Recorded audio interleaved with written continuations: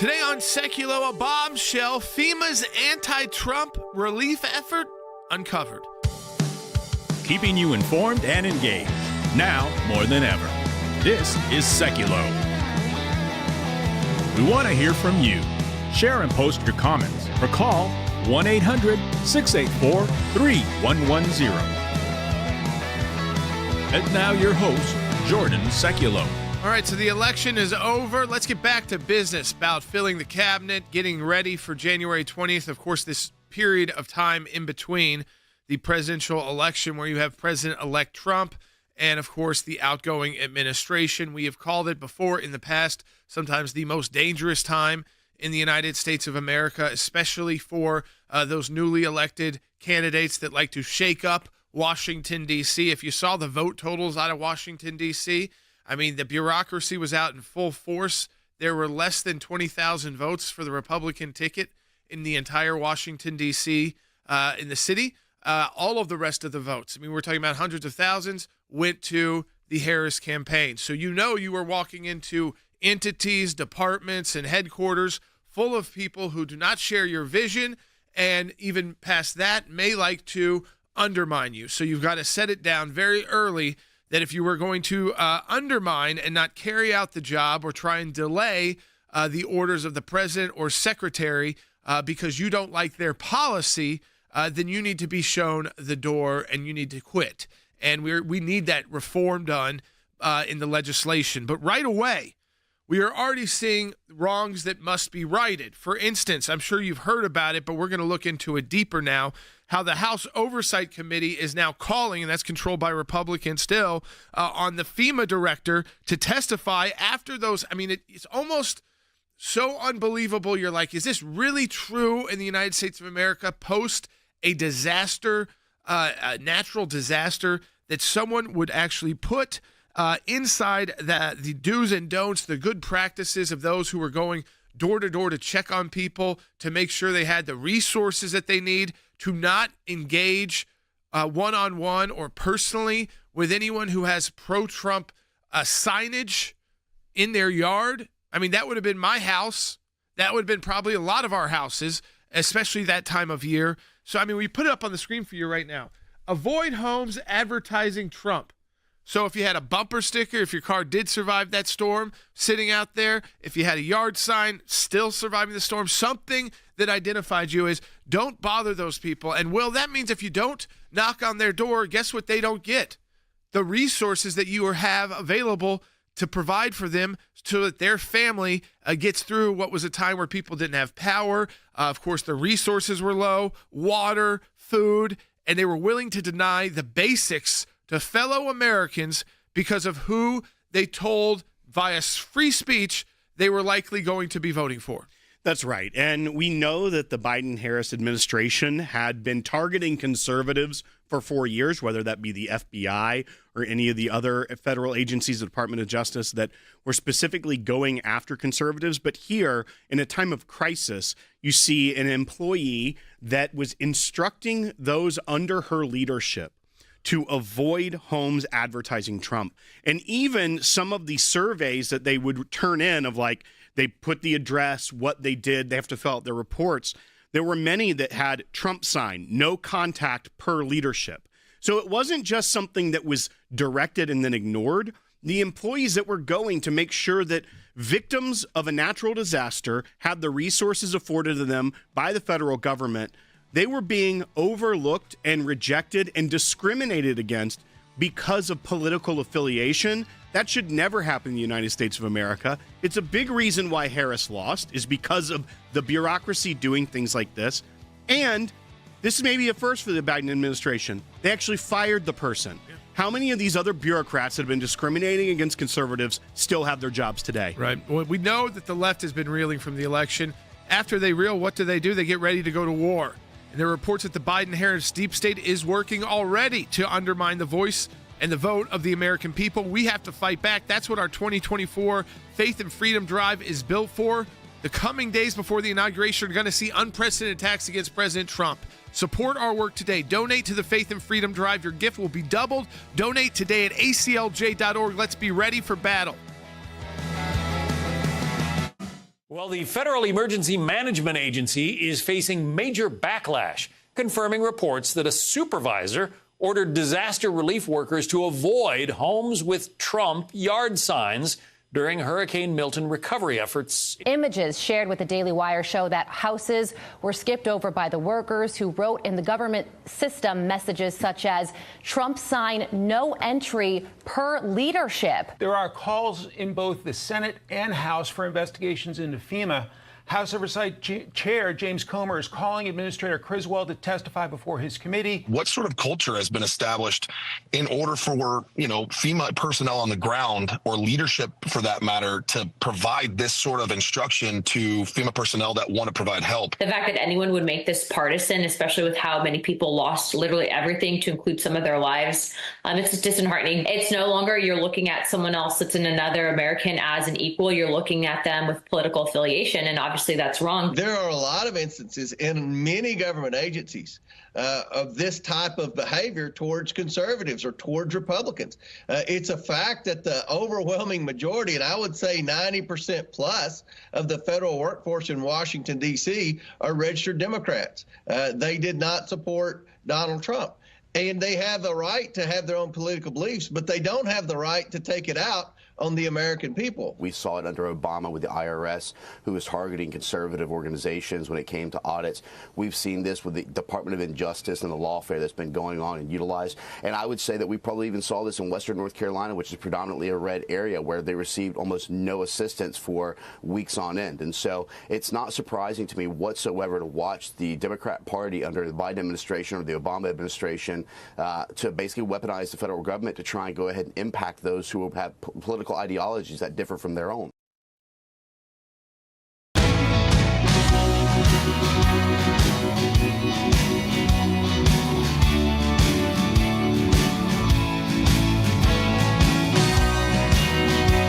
Welcome back to Sekulow. We are taking your calls to 1-800-684-3110. That's 1-800-684-3110. And of course, again, we are waiting to see how the balance of power will exactly turn out in the races that have not been called. But we are looking right now, it looks like a Senate with 53 Republicans, and right now the House still on track, but it's going to be very close, but on track to get to the majority. That's right. So as of right now, what we're seeing is that depending on which source you look at, because Associated Press has called some that other news organizations that call their own races have not. But we're looking at the Republicans officially having anywhere from 214 to 216. So either 4 or 2 away from the majority, depending on which news organization you are taking the called races from. Now, there are still plenty where Republicans lead but have not yet been called. The Alaska race, where the Republican is up by 10,000 votes, still not called. There's a few others that are similar to that. A few in California, where it's tens of thousands of votes that the Republican is ahead, but yet the race has still not been called. We will see these hopefully be called soon, and that should get the Republicans over the majority. And with that mandate, then also the House can start making plans for investigations into things in the Biden administration, leadership. I know we'll talk about in the next segment that one of those members of leadership may be joining the Trump team. That is, if that majority gets reached. There's a lot to still shake out where you still have to keep that majority. And right now, I would say we're probably on track to about 220, which would be a not extremely comfortable lead, but enough for the time that we're in. And we will hopefully see that and know that within the coming days so that we can start moving on. Right. I mean, so you look at FEMA, that's really the Department of Homeland Security. So whoever is nominated for that position knows that there needs to be a reckoning inside FEMA, specifically with those who go on the ground. And along with the investigation that's being done by Florida Governor DeSantis in the state of Florida, and the now announced investigation in Washington, D.C. on Capitol Hill. Listen, this should be done if it was people were told that they shouldn't go into a house with a Harris Waltz sign or any other political statement. We are all Americans. This was a disaster, and political signage should have been the last thing on their list. People didn't have water. people. They were trying to locate people to see if they were alive, their children's needs, and to provide that so that they knew what that person may need, or if that person was still in the home, or if they could somehow locate them and know that they were alive. And yet, for political purposes, they would just go past homes that were not, that were unmarked, that were marked in a incorrect or politically incorrect way for the FEMA regional supervisors. And they put this out as if, again, it'd be dangerous to offer assistance to someone in need because of their politics. And this, again, it goes to that bigger picture of the bureaucracy that this president is inheriting yet again. And we know, as we've said, listen, we have 18 current lawsuits against that bureaucracy and the Biden-Harris deep state. 18 of them at the ACLJ ongoing. Some of those will not be mooted out just because Donald Trump becomes president, because these take a long time to work through, even after you get a nominee finally confirmed and you get their top aides finally confirmed. Getting these bad actors out, we don't have the legislation yet that makes it very easy. So you've really got to prove some, in here, kind of serious bad action, almost bordering or on almost illegality. So not just, dereliction of duty plus is like what I like to call it, leaking classified information, but not necessarily leaking unclassified information. That doesn't necessarily get them fired. It's all wrong. It needs to be reformed, but we also have to be prepared and help prepare the new administration for those shortfalls so that we don't have a Jim Comey 2.0. I mean, I think we can play it for everybody right now. Remember, Jim Comey said the entire crossfire hurricane, which led to the appointment of Mueller, got us involved with President Trump, and then to the first impeachment trial of President Trump. It all started in the first couple of days of the Trump White House. Don't take it from me. Take it from disgraced former FBI director Jim Comey. You look at this White House now, and it's hard to imagine 2 FBI agents ending up in the same room. How did that happen? I sent them.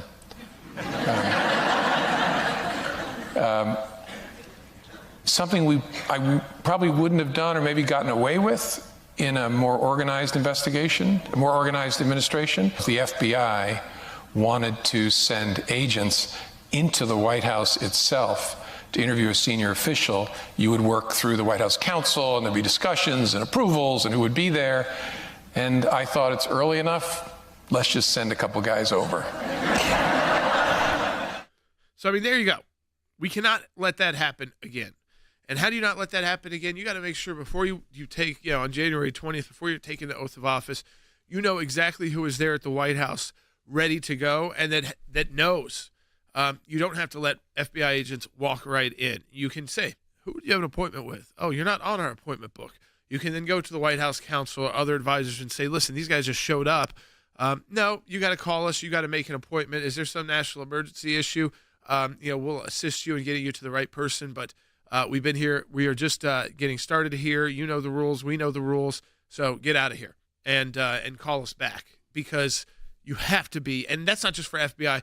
Anyone who starts showing like that up, from law enforcement. I know it sounds bad that you have to think that way as an incoming president, but we learned. President Trump learned. And to make sure anybody who gets a cabinet level position understands that as well. Don't just let them walk into the building. We also have to get their teams confirmed much quicker. And that's part of, right now, our Faith and Freedom Drive, because we also know that there are going to be major efforts to slow down the Trump nominees. It might not be all of them, but the more they can do. Imagine this. Ben Carson said, he got confirmed. He did not have his staff in place for 5 months because of the confirmation process. So for 5 months, you become a sitting duck for the bureaucracy, who can spend those 5 months trying to ruin you, leak stories about you, characterize who you are, demonize you, and of course, not carry out any of your actual policy directives that ultimately you and the president have signed off on. This is the major concern now, and I wanted to give people time to celebrate and to kind of breathe. But if we want to see success, major success in these next 4 years, we have to all be ready to fight together. We have to keep this unified front that got through the election unified on so many of these issues when the knives come out. And they will come out in Capitol Hill, and they will come out through the bureaucracy. So support the work of the ACLJ. This is how we kind of prepare for this incoming time and really to kick off the year, which is before President Trump takes the oath of office. We need your financial support. We have our Faith and Freedom Drive where your gift is doubled, so you double the impact. Any donation, $10 becomes $20, $25 is like donating $50 because we stay in this fight, whether it's nominees we need to get behind and support during their confirmation battles, whether it's battling through the deep state until the day President Trump takes office and even continuing some of those battles to make it better for that incoming team. We will be there doing that work. So donate today at aclj.org. Make sure we're ready to go, that we are ready to go on January 1. And you know that we're prepared today as well to fight any way we need to. And we've still talked to others who are in races that haven't been called. I'm not going to name all of those yet, but know that we are looking into that work as well, which of course takes resources and takes time before the actual inauguration and the new Congress is sworn in. So a lot to do at the ACLJ. We do need your support. Contribute. We don't ask for this directly so often, especially so early after an election, but you know, we went through a lot going through with the election integrity programs that we set up for all of you to be able to utilize, and you did. Now we need to get ready for the next battle, which is getting this team in place to Washington, D.C. and their other offices, making sure they get confirmed and making sure that the same mistakes are not made once again, and this administration is able to kick off and stay on track, Will. That is the goal of this entire drive, and I think a focus of the ACLJ is let's get to make America great again, to get Washington back on track again. Remember, we have to be ready to fight for every step we take that the administrative state will try to oppose. That's right, and we know what happened in the first 4 years. We saw what the bureaucracy tried to do, how they tried to undermine the president's agenda at every step, and how they continued that into the Biden-Harris administration, ramping up their efforts to crack down and target conservatives, whether you're a conservative Christian that is going to church, whether you are pro-life and supporting pregnancy resource centers. It didn't matter. The deep state was coming after you. We have to make sure that stops. The right people have to be in that can clean house, and the Senate needs to do their job quickly and effectively to get these people confirmed and their deputies confirmed so the work can begin. We cannot wait 6 months. Donate today at aclj.org and double your impact. I feel like it's also a referendum on the safety and security of our families. That's something that I felt as those results were coming in, a moment of relief because of things like the Abraham Accords that you obviously were instrumental in. That there was no real big threats of terrorism under the Trump administration. And honestly, in the last 4 years, that impending thought that we are headed towards chaos, and even just the chaos in the streets of our own country or in our schools, I think it played a pretty big part in people's final decisions on where they're going to vote. Not only the economy, which I know played a huge part, but also just the safety and security, even the feeling of safety and security in our country. Oh, I don't think there's any doubt about that. I heard someone this morning on MSNBC. I took my life in my own hands and watched it for about 20 minutes this morning. There was a gentleman who said, no, you guys, he was countering what was being said. He said, no, you're wrong. I walk into a store and, shaving lotion is behind closed, locked counters at the Target or the Walgreens. I think that gets exactly to your point. The American people could feel that their security and their children in schools was just really at risk. And so many Americans have friends or family members who are serving in the United States Armed Forces.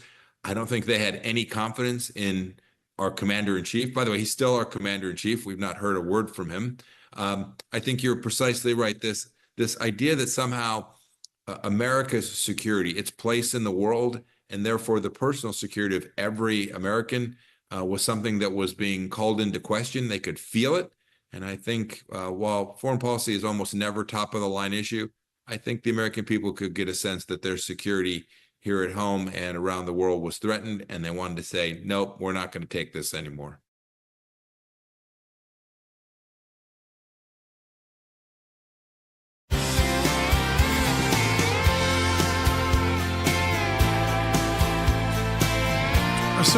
have seen yesterday one of our very good friends here at the ACLJ, one of my very good friends, my wife's very good friends, Congresswoman Elise Stefanik, who has been a leader in the House of Representatives, first from New York's 21st District and working on turning more and more New York congressional seats red, where she's had great success in doing that, moving up to congressional leadership at her age, at a time when I think, again, you kind of look at Washington as kind of older and a little bit out of step. Not the case, especially in the House of Representatives.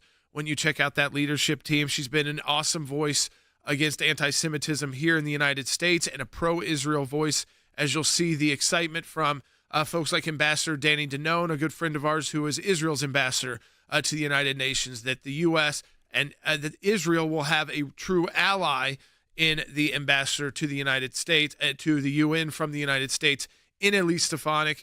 She is from a very red district in New York, so there isn't that concern there that even though it's New York, that it would upset the congressional majority, and I think she's going to do an excellent job. A little bit more about her, because you might see her as maybe just an elected official. I know her from the political world as well, but she was also a director of communications for the Foreign Policy Initiative, which was launched by Defending Defense, which was a coalition of think tanks warning of different kinds of dangers to the Department of Defense. She's done debate prep for people that were vice presidential nominees, as well as working in the Domestic Policy Council staff and the Chief of Staff's office, assisting and overseeing all economic and domestic policy issues. So not just, again, coming from the political world as an operative, but also inside the executive branch. Even right as a way, she was elected the youngest woman ever to serve in Congress in history. She's right now a senior member of the Armed Services Committee, the Committee on Education and the Workforce, the House Permanent Select Committee on Intelligence, so she's up into that world, and the Select Subcommittee on the Weaponization of the federal government. She came to prominence a couple of times. The first time, I actually have a picture of Elise, and it was when we were defending President Trump in the first impeachment trial, and she really took on Adam Schiff, who will now be a senator. Fun, but he'll be in the minority in the Republican-controlled Senate, which we'll know about leadership there sometime midweek this week. She took him on, and during the hearings, and said, "What? So I'm not allowed to speak because I'm a woman?" And that again shifted that hearing directly. And then when we had all of these professors and heads of presidents of these Ivy League schools come and testify, of which she's a graduate of some of them, she took them and really led to the removal of many of these top-level leaders. Let's just kind of remind people and imagine her doing this. I can't wait to see it at the United Nations. I will ask you one more time. Does calling for the genocide of Jews violate Harvard's rules of bullying and harassment? Yes or no? Anti-Semitic rhetoric. And is it anti-Semitic rhetoric? Anti-Semitic rhetoric, when it crosses into conduct that amounts to bullying, harassment, intimidation, that is actionable conduct, and we do take action. So the answer is yes, that calling for the genocide of Jews violates Harvard Code of Conduct, correct? Again, it depends on the context. It does not depend on the context. The answer is yes, and this is why you should resign. These are unacceptable answers across the board.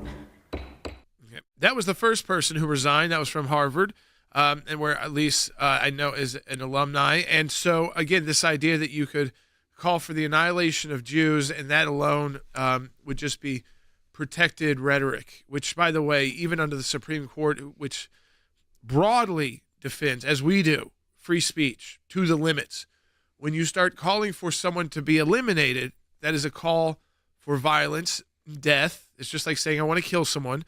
That kind of speech, if it's directed at specific individuals, is certainly not the speech that is protected under the First Amendment, and context does not really come into play unless you're talking about it being some dramatized play that you're watching, something that's not real. But if it's reality, you can take action on that. And the reason we know that person at Harvard no longer in that leadership position. So if you can take on these gigantic institutions, these Ivy League schools, I think Elise is going to have no problem taking on developing world countries and even some of the bigger countries who aren't used to women that can slice and dice them in their arguments and also look them right in the eye and tell them why they're wrong, why they're evil, and why they are damaging and to the world, and just telling the truth. I mean, honestly. And so I think that was a great move. And for this whole move against Donald Trump doesn't like women, the first two major appointments he makes, chief of staff and ambassador to the United Nations, are women. He also did announce Tom Homan would be there. And what is that exact role? It's actually a border czar. So he's going to be position. like a White House advisor. Right. So it wouldn't be a position that needs to be confirmed through the Senate. But he's taking over Kamala Harris's old role as border czar. I don't think she's got a big notebook for him ready to go. Like, here's all the great things I did. Here you go, Tom. Fortunately, I think he already has that notebook ready to go. I don't think he'd want to use her notebook. He will also be overseeing kind of the strategy as far as in empowering the agencies to begin that deportation measure for the criminal aliens that are here. He obviously has a long career in Homeland Security and Border Patrol. I think it's a really good pick for the job, just like Congresswoman Stefanik, who, when you see those videos and clips of her taking on the Ivy League presidents, the Ivy League presidents is kind of like the internal United Nations of America. Yep. They are the worst of the worst when it comes to anti-Semitism. They fester it on their college campuses. They allow it to grow uncontrolled. Right. And that's exactly what the UN does on a global stage. When she gets there, it is going to be so refreshing to see her addressing General Assembly, any sort of general debate, because she is not going to hold back. She's not going to do the niceties, allowing these countries to get away with the vile rhetoric and things they put forward. We know that the UN condemns Israel more than any other nation in the world. So it is time to have leadership at the UN that can combat that and say, hey, if we're going to be a part of this body, we are going to come in here and shut this down. Yeah, and I'm excited to see what Congresswoman Stefanik can do when she gets there. Exactly right. And this is what we are going to need your support, and you're going to have to support these individuals. I think there will be confirmations that will be quick, and there won't be a ton of opposition to. They'll get asked some tough questions. They'll move on. And there'll be some that they're going to choose to have fights over, the Democrats, just to see if they can dirty people up, rough them up, or even prevent their nomination. So none of this is a done deal until you get confirmed by the U.S. Senate. As we go through, and if we say, hey, this is a friend, this is someone we want to work towards getting to that position, listen, we're going to need your support as well. So be ready for that when that battle begins. And, of course, the entire process here is getting to that battle. I think this week we're going to learn more and more, maybe sometimes even during the show, about other individuals that are being brought into the Trump administration. We'll continue to report on that as well, and let you know about those that we have relationships with. We won't necessarily with all of them, because depending on the issues they handle. But let me encourage you to do this. Support the work of the ACLJ, because one thing we are very good at is taking on this deep state. 18 active lawsuits ongoing now. Those will continue to make it better for this new Trump team. We're also good with the nomination battles. We've been fighting those out in the Senate for decades. And so support our work there. Let's prepare for the next round of battle. We won the election. Now we've got to win in Washington, D.C. Donate today, aclj.org.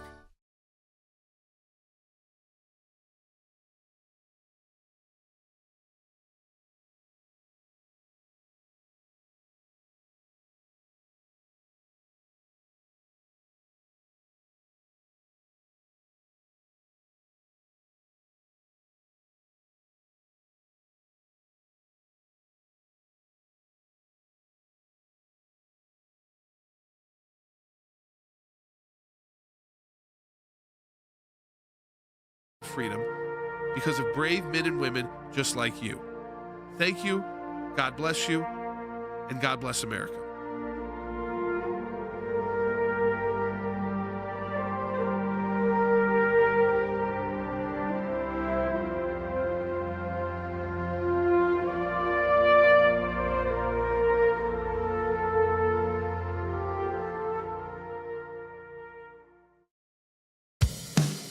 Keeping you informed and engaged, now more than ever. This is Sekulow. And now your host, Jordan Sekulow. On this Veterans Day, too, let us just say thank you to all of those of you with family members who are veterans, for veterans who are listening to this broadcast right now, for those of you who have worn the uniform. We appreciate so much your work. That is why so much of our work is dedicated to making sure, especially on the policy side, when we talk about getting into the government, putting good people in place that will, again, not put our men and women in harm's way unless it is absolutely necessary for the interests of our country and our allies around the world, and that we can question decision making from the past or current administration as a new administration readies itself. And again, though, it's a day for all Americans. I don't care what political stripe you come from or background or how involved you are in politics. We have to honor and remember our veterans. It's important to teach your children about it. It's important that you remind yourself as well that they are always being deployed, even in smaller ways that we don't even know about sometimes, and that they are always ready to go to risk their lives to defend the freedom and liberty so that we can have these transfers of power and talk about through these issues. And I think we are on a path towards expanding free speech in a good way, and getting rid of these, these boards of dis and misinformation boards that are going to determine, who should be able to speak and who should not be able to speak. And you're starting to already see huge world shakeups just because the election. I mean, remember, President Trump is not even in office until January 20th. And let's just see, 72 hours after winning, the first female chief of staff in history is appointed. Now New York City is going to stop giving debit cards to illegal immigrants. U.S. companies are already announcing that they are bringing more production home. The stock market has hit all-time highs. Even Bitcoin is coming back and hitting all-time highs just because of a president who is more open to the idea of those kind of currencies being more utilizable and I think more mainline, streamlined in the world. In Mexico, the newest migrant caravan was broken up by Mexico. Qatar agrees to evict the remaining Hamas leaders that they were sheltering and told them to get out. Hamas wants a, quote, immediate end to war. The Taliban claims to, quote, want a new chapter. China wants, quote, peaceful coexistence. That doesn't sound like invading Taiwan, does it? Russia is, quote, ready to speak with the U.S. Interesting. That seems like they are ready to start looking at exit ramps from Ukraine, which would be a good thing there. The EU wants to buy U.S. gas, not Russian gas. Of course, we have to have U.S. gas on the market, and we will under the Trump administration. And then Ukraine leaders have already been in talks with President Trump, with Elon Musk. This is still just in the first 72 hours, and President-elect Trump has got another 70-ish days to get ready to take office, and we're already seeing moves by that around the world. That is exciting. How do you build on that? How do you take those moves that people saying they're willing to do this, they are looking at doing this, they're planning to do this? You go in strong. And we know President Trump is going to go in strong. But what we learned from the first administration from President Trump is that everybody on the team has got to understand, one, that the knives are out in Washington, and they're looking at a clock. It's a 4-year clock. And in some clocks, it's a 2-year clock. So in 2 years, they want to make sure you don't have the congressional majorities in at least one house or the House or the Senate. Both would be great for them too, right? Make your life really hard. And then they look at the 4-year clock and say, you know what? We just have to survive, do enough that makes all of their policies and ideas slow down. We'll scare their people from even wanting to take these positions. We'll try to make the nomination periods really slow. We have to demand to get people confirmed, and their staff level folks who got to get confirmation, they need to get confirmed. And these are the battles that we need to be ready to engage in. We can't just confirm a cabinet secretary and have them sitting there with a bunch of bureaucrats for half the year. They've got to have their team in place ready to go. So support the work of the ACLJ, our government affairs team, ACLJ Action, ACLJ. We are ready to do all of this work. We need your financial support. Donate today at aclj.org. Double your impact. Let's start this off on a strong footing, folks. A night of multiple violent attacks in Amsterdam after a soccer match on Thursday night. In these videos, one man cornered as his assailants shouted, "Free Palestine!" Free Palestine! Free Palestine! Free Palestine! Another seen in a canal. Another, apparently unconscious, kicked over and over in what Dutch and Israeli leaders condemned as anti-Semitic. Random people stopped on the street, forced to prove their citizenship. If they were not Israeli, they were left alone. Hundreds of riot police deployed across the city after chaos and violence erupted. This a scene showing a mob running with clubs. And this, an eyewitness video capturing Israeli fans running in fear. One says, "I'm not Jewish," as he was repeatedly punched and kicked to the ground. More than 60 people were arrested and 5 victims were hospitalized and released. Dutch and Israeli officials decried the attacks as anti-Semitic. Israeli Prime Minister Benjamin Netanyahu compared it to an attack on Jews in 1938 Berlin that preceded the Holocaust. Tomorrow, 86 years ago, was Kristallnacht, an attack on Jews just for being Jews on European soil. It's back now. Yesterday, we saw it on the streets of Amsterdam. Is actually a part of what we have seen as a tsunami of anti-Semitism in the wake of the October 7th, 2023 massacre in the state of Israel. Israel's National Security Council has issued a warning to all of its citizens overseas to keep a lower profile, fearing copycat attacks. And the office of the mayor of Amsterdam told us that she's banned all public demonstrations for the next 3 days. Israel's National Security Council said, keep a low profile. Look, if you look behind you, you will see the Anne Frank house 5 minutes walk from here. She went into hiding. We don't want to go into hiding anymore. All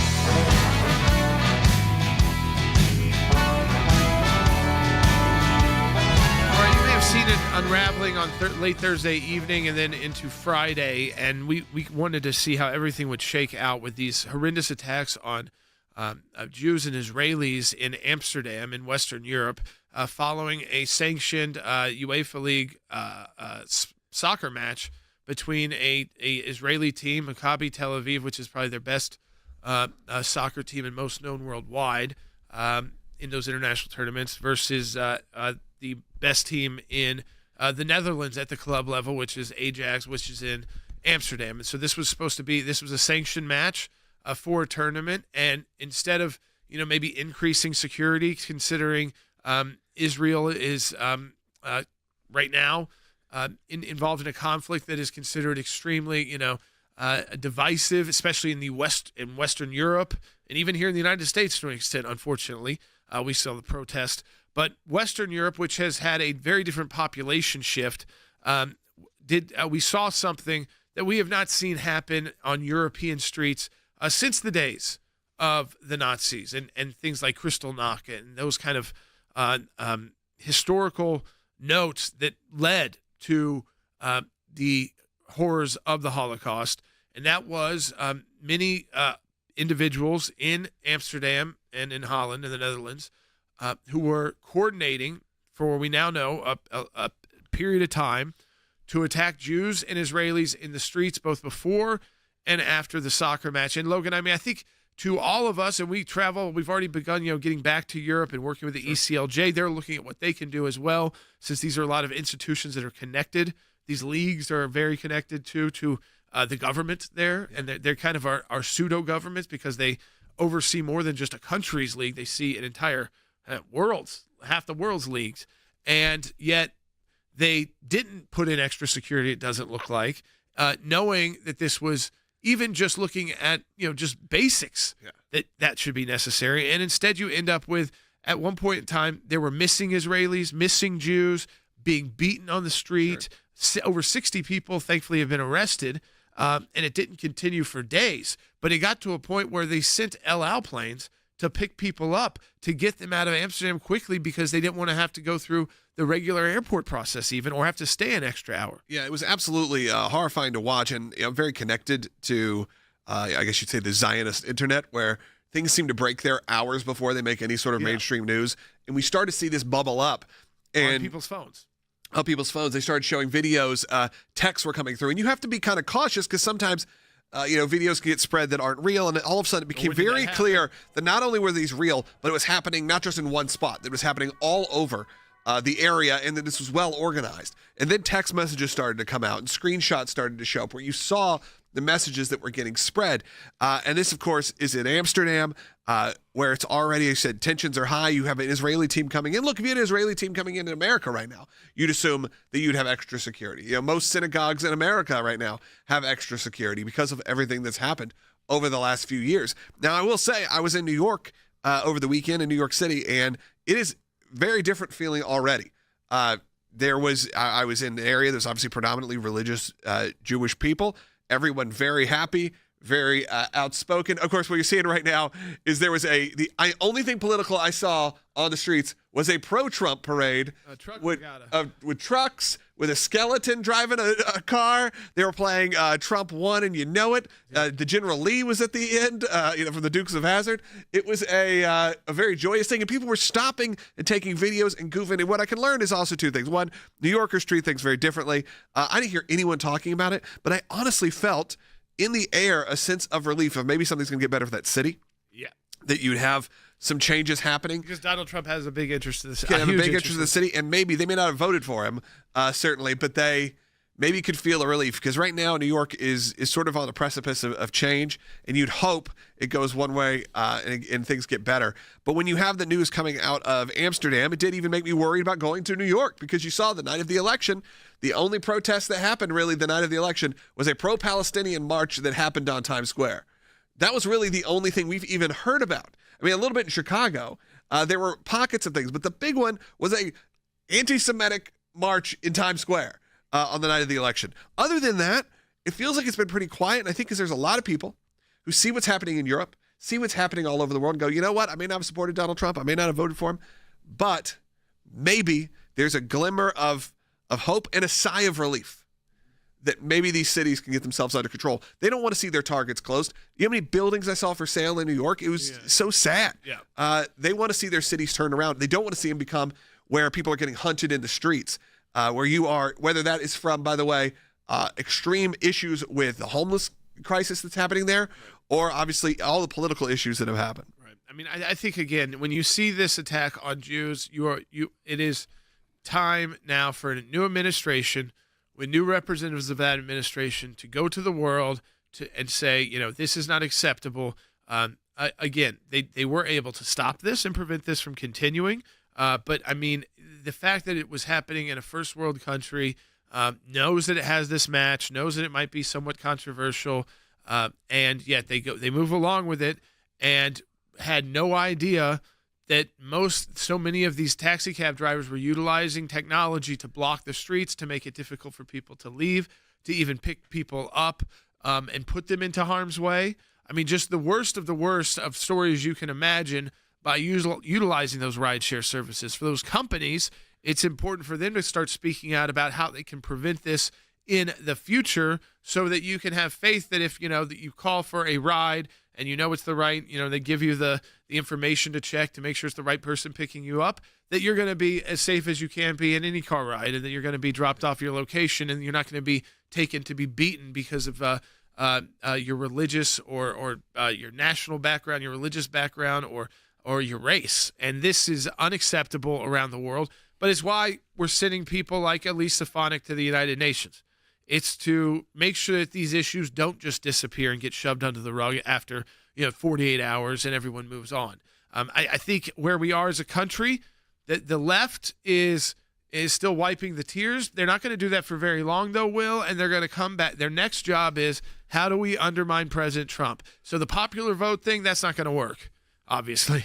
So now they're going to look towards others. They don't have control of the Senate, so they can only slow down the nominations to a point. And I think what we have to see from Republican senators is a push as fast as possible to get people into place, because President Trump cannot get any of his issues and his main policies actually being enforced and starting to be enacted without getting the right people in place. This bureaucracy is the same bureaucracy that was there when he was president the first time, and they are going to be there to try and thwart you until you can remove them. We need legislation on that. I mean, there's a lot of work to do, but we've got to get to day one, and let's make sure that on day two, we haven't been set up by the FBI or some other law enforcement agency that will then hover over and be a cloud over this entire next 4 years. We can't have that happen. We need good people in these positions who are able to carry out their jobs. They just need to know to be, I think, Logan, it is my first message to everyone, which is you don't talk to anyone you don't know. You don't let them into meetings if you don't know who they are.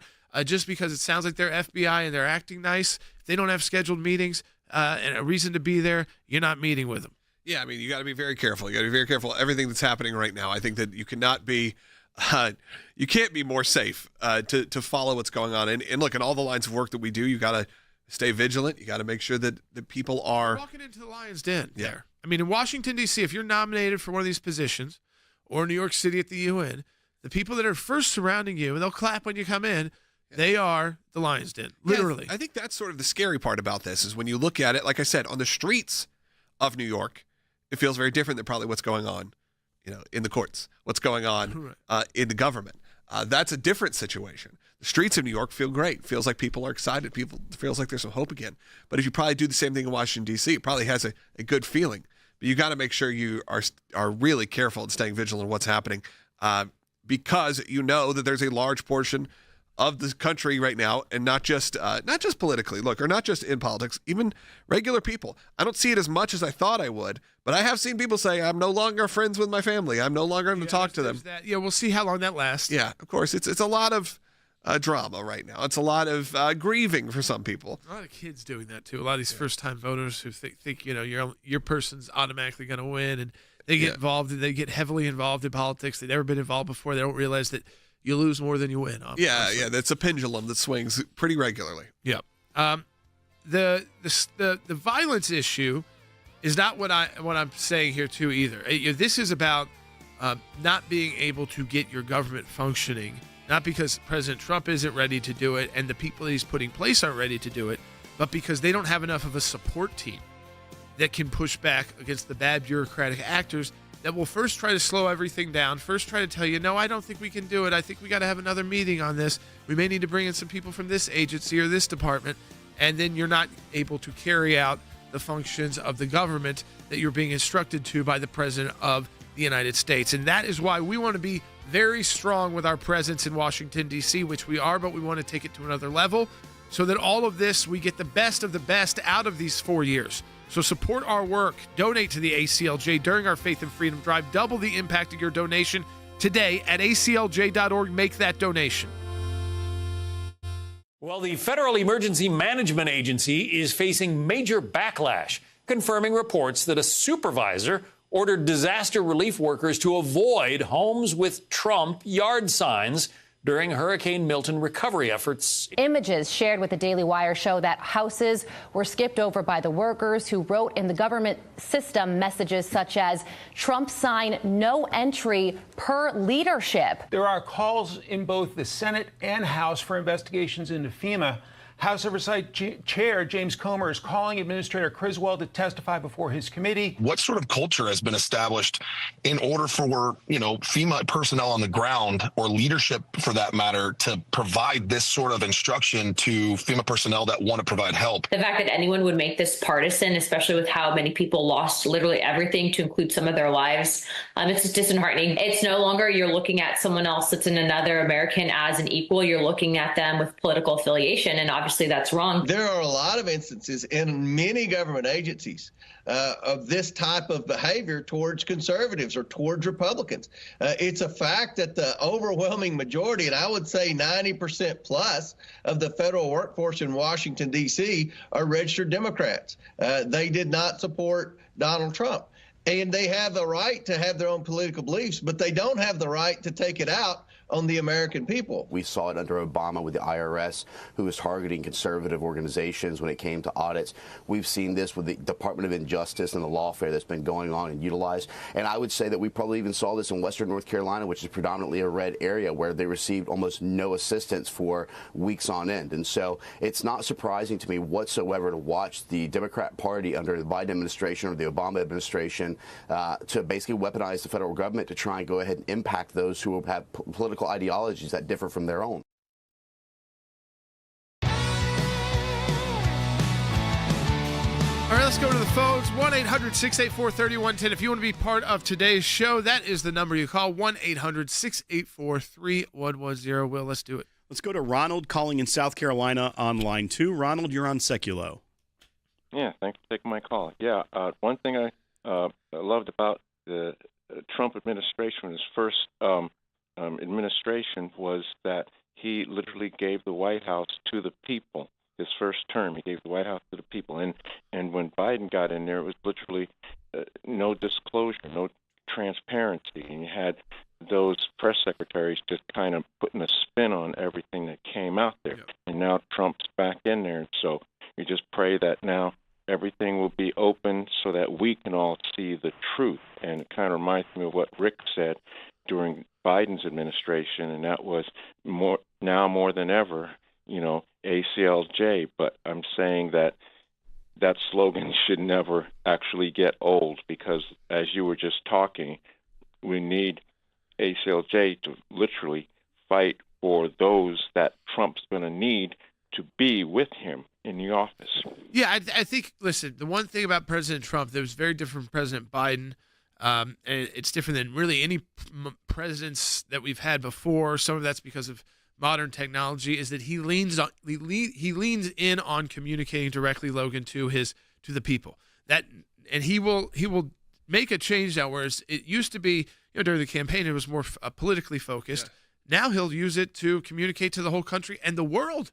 And so you don't have to just rely on whoever becomes press secretary to get your info. In fact, oftentimes they are just kind of taking a remark on X and kind of extrapolating that. What does that mean that's going to be happening? It's a question of whether we see a shift in the way it was. And we got to go back to the first Trump administration. Remember, he would be out there every couple days doing hours of press. I don't know if that's going to shift this time around. I think there'll be plenty of times where you'll get a lot of info. What is also interesting is a lot of his campaign promises are just now sort of showing up on different platforms. And a lot of that was because Rumble was really the only one that allowed him to post for so long. So people are posting a lot of content thinking it was new content, but really it's new to them because they haven't seen it because it's been throttled. Now you're going to be able to see it a lot more. There's going to be a lot more action.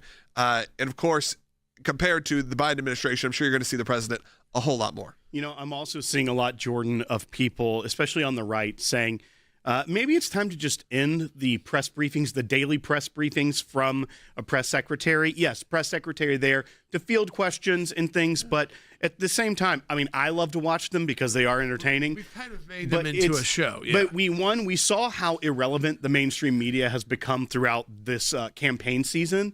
And when you give them on-camera briefings, it just gives people an opportunity to try to make a viral moment for themselves. It's not really about getting information for the people. It's the reporter trying to get their screen time, 15 minutes of fame. And that happens during the Karine Jean-Pierre press conferences as well. You see many people trying to do that.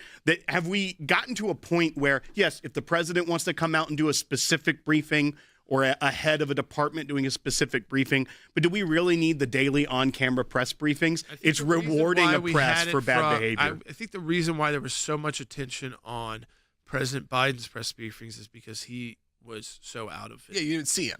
I think so they had to prove to you that he was still governing. I think there's a good chance. I think they should continue. I actually enjoy them, and I think they're necessary.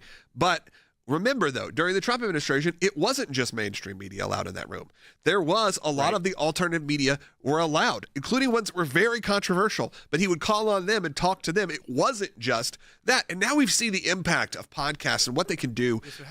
So now I think you have to look at it and go, okay, who actually is allowed in that room? And maybe it's just different people to ask different real questions, not just gotcha moments coming from the four big ones. Right. And who are just trying to get their something they can play to lead up to an interview or something they can play throughout the day to say, well, our reporter got this, and this. I think, again, all of that's going to be important. We don't know who that person's going to be yet. I think when we know who that person's going to be and who is going to be the head of the communications department, which oversees that. But listen, this is going to be a president who is not camera shy at all. He might rethink ways he did it before in the past, but I think to prove a point early to show the contrast, he's going to be willing to talk directly to the American people as much as he can, and that's still the best way to talk to them is so they can look you in the eye kind of thing. Yeah, we'll see if we get Jim Acosta back in that room, mixing it up. I don't think Jim Acosta's going to get back to that room. We'll see. It'd be kind of fun. Was he banned? Was he banned? I think they had some issue. I don't know if he ever was banned. Him and Spicer and McEnany, they would spar. Man, that was entertaining television. I have to say, I'm kind of looking forward to some of that again. You want to take this other call? Yeah, let's go ahead and go to Not Don. just Green Jump here lying about Joe Biden being feisty, and he's running a marathon right now. He can't be with us. Let's go ahead and take Don from California on line 1. Don, you're on Sekulow. Oh, great day in America. God bless you all. We have a big problem here in California, as I'm sure you well know. Governor Newsom and Attorney General Bonta are pledging to fight Mr. Trump tooth and nail like the sewer rats they are. And not to put too fine a point on it, but what I can't understand is they're fighting on illegal immigration. Well, their sanctuary laws are in direct defiance, I believe, of federal law. They won't even cooperate with ICE. That's in direct violation. So I can't understand why we can't do something about it. If not, why not?